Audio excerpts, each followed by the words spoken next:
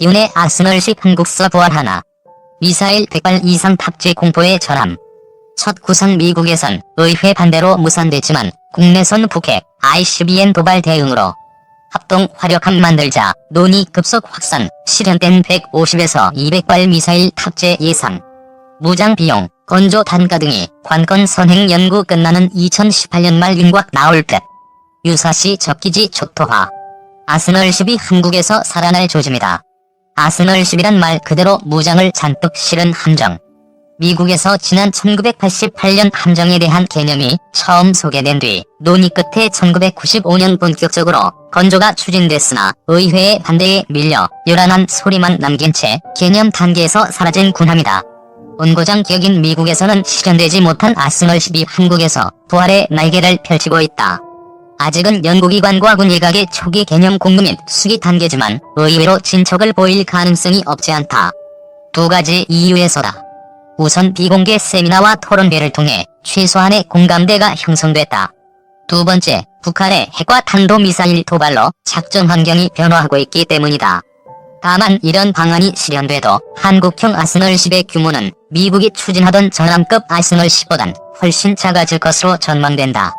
미국은 이배의 수직 미사일 발사대 512개를 실을 계획이었으나 우리가 개발할 한국형 아스널10은 3분의 1 수준이 적합하다는 의견이 많은 것으로 알려졌다. 한국형 아스널10의 가칭은 합동화력함. 두 척을 건조하는 게 기본 구도다. 동해와 서해에 각각 한 척씩만 배치해도 지상의 전략 목표물에 대한 해상 타격 능력은 비약적으로 향상될 수 있다. 아스널10의 위력은 그만큼 강하다. 유튜브 채널 KRTV 뉴스. 본 포스팅이 도움이 되셨다면 구독과 댓글 요관심 표현해주세요. 지상 공격을 위해 탄생한 아스널10 옥스퍼드 온라인 영어 사전을 보면 아스널은 무기나 군사장비의 묶음 또는 무게나 군사장비를 제조하는 공장이나 보관하는 창고라는 뜻을 가졌다. 아스널10은 바다에서 움직이는 미사일 탄약구라고 할 수 있다. 개념으로만 연구됐지 실전 배치는 물론 건조된 함정도 없다. 미 해군이 이런 함정을 생각하게 된 시기는 1950년대 이후 덩치 큰 전함들을 잇따라 퇴역시켰으나 그 타격력을 잊지 못해서다. 아이오와급 전함의 16인치 주폭구문의 동시 발사는 지구상에서 원자폭탄을 제외하고는 가장 위력이 세다고 인정받던 터 전함이 퇴역하며 지상 공격력이 떨어지자 미국 해군은 1970년대 핵추진 순양함까지 찍어냈다. 각종 미사일 60여 발 이상을 탑재하는 순양함을 건조한 게 바로 이 때문이다. 21세기 미사일 전함으로 각광받았으나 변화가 생긴 것은 1988년부터 한 예비역 제독이 낸 아이디어를 신중하게 검토한 미 해군은 1995년 이를 공론화했다. 검토하는 동안 본격적으로 보급되고 신뢰성이 검증된 수직발 사관 시스템과 정보 공유 시스템 덕분에 아스널10도 무적의 괴물 21세기의 미사일 전함으로 불릴 정도로 떠올랐다. 미 해군은 아스널함 예상도에 BB-70이라는 예비 함번을 붙여 20세기 전함의 명맥을 잇는 함정이라는 뜻을 숨기지 않았다. 그러나 1997년 미국 의회가 관련 예산을 전액 삭감하면서 아스널10에 대한 기대도 바로 꺼졌다. 아스널10 주멀트급 구축함 등에도 영향, 사업은 중단됐지만 아이디어는 그대로 생존해 두 가지 커다란 흔적을 남겼다. 첫째는 주멀트급 구축함. 일반함포보다 사거리가 3배나 먼 장거리 지상 공격 포탄을 쏠 수 있는 155mm 함포를 개발하고 수상전은 물론 상륙작전까지 지원하는 임무를 맡겼다. 문제는 과도한 건조 비용. 척당 건조 단가가 5조 원에 이른다. 미국도 이 같은 건조비를 감당할 수 없어 건조 물량을 계획한 32척에서 달랑 3척으로 줄였다. 주멀트급의 주요 임무 역시 지상 타격에서 함대 지원으로 방향을 틀었다. 하고 말하면 대지상 타격의 공백은 더 커졌고 건조가 중단될 주멀트급을 대신할 새로운 형태의 아스널10이 등장할 가능성도 높아졌다.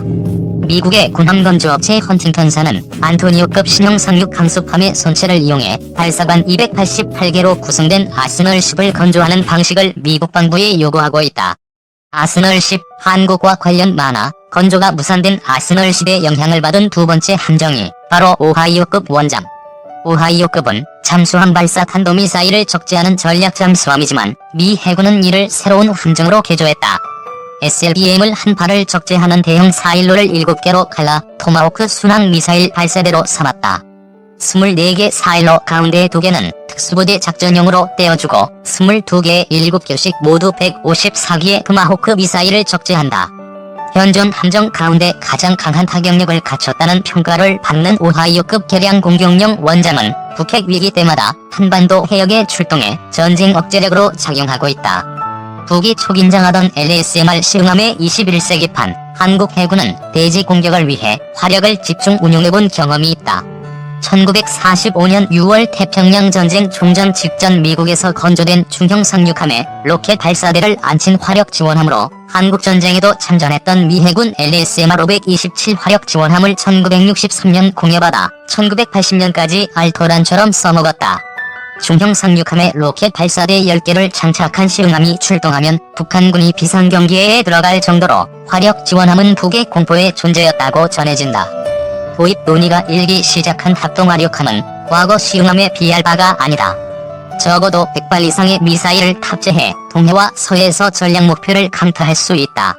해군은 극도로 말을 아끼고 있으나 1000개를 넘은 것으로 알려진 북한의 핵과 미사일 기지를 효율적으로 잡기 위해서는 건조와 배치가 시급한 것으로 보고 있다.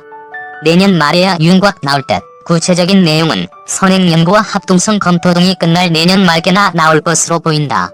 확실한 것은 가격을 낮추기 위해 전자, 통신 장비는 줄이되 대공미사일은 자함 방어 수준만 운용하고 탄도미사일인 현무2 시리즈와 순항미사일인 현무3 미사일을 혼용할 것으로 알려졌다.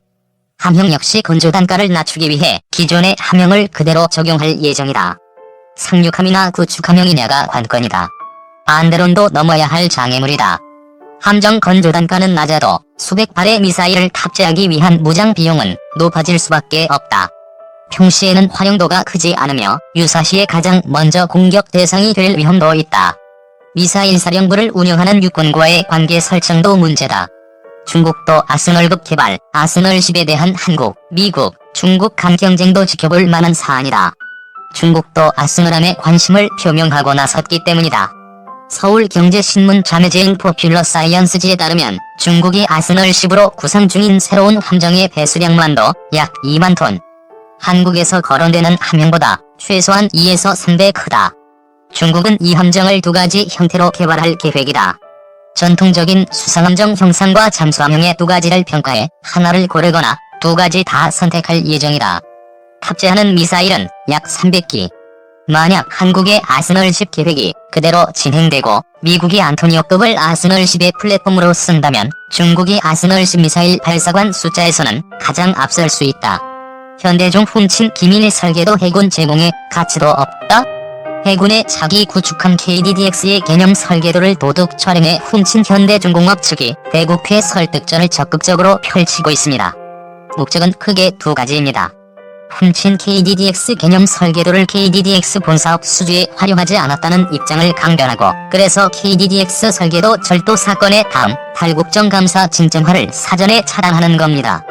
현대중공업의 핵심 논리는 훔친 KDDX 개념 설계도는 활용할 가치도 활용할 이유도 없었다입니다.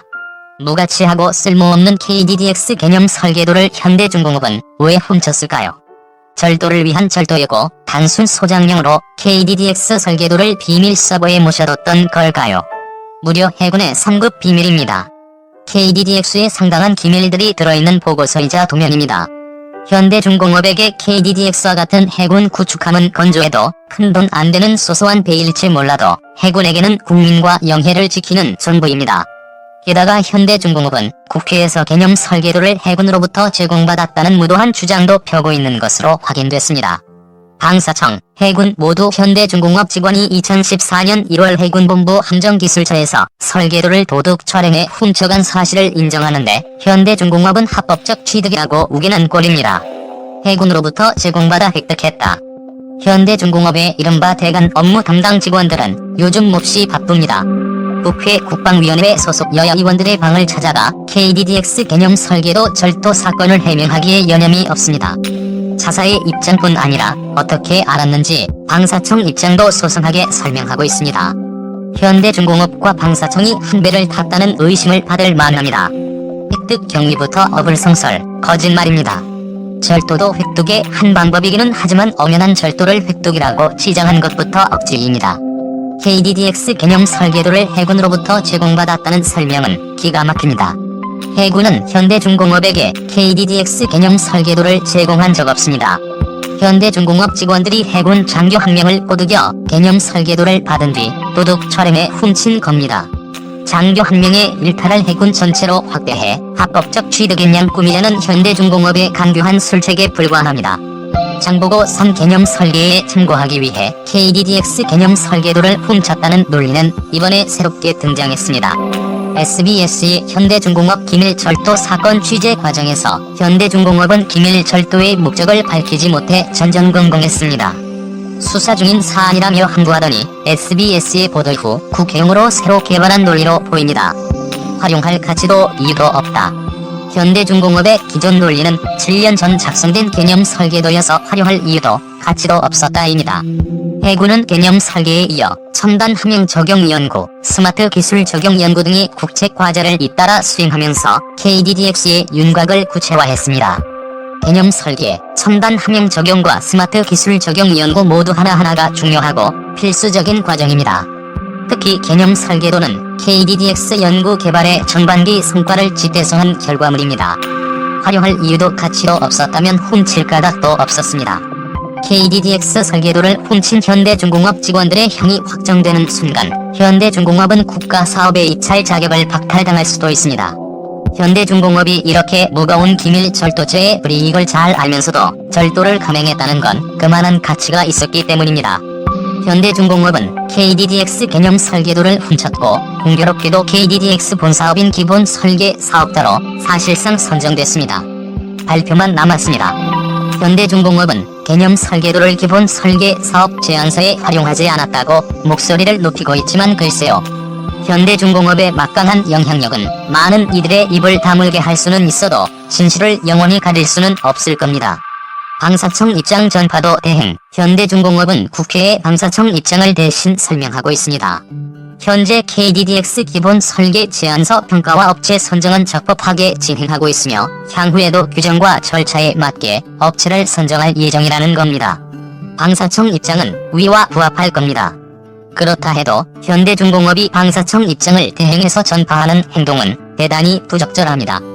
현대중공업이 방사청 역할을 대행하는 건 현대중공업과 방사청의 긴밀한 공조의 결과로 읽히기 십상입니다. 국회가 궁금하면 방사청에 질의하면 될 일이고 방사청이 궁하면 국회에 설명하면 그만입니다. 사실 방사청도 자유로운 처지가 못 됩니다. 현대중공업의 KDDX 개념 설계 절도 행각을 뻔히 알면서도 모른 척 KDDX 본사업을 진행했습니다. 그래 놓고 방사청은 지금까지도 적법했고 앞으로도 적법할 거라고 말하고 있습니다. 방사청의 이런 주장은 현대중공업의 입을 통해 국회로 중계되고 있으니 둘이 친하다는 의혹을 받아도 할 말 없습니다.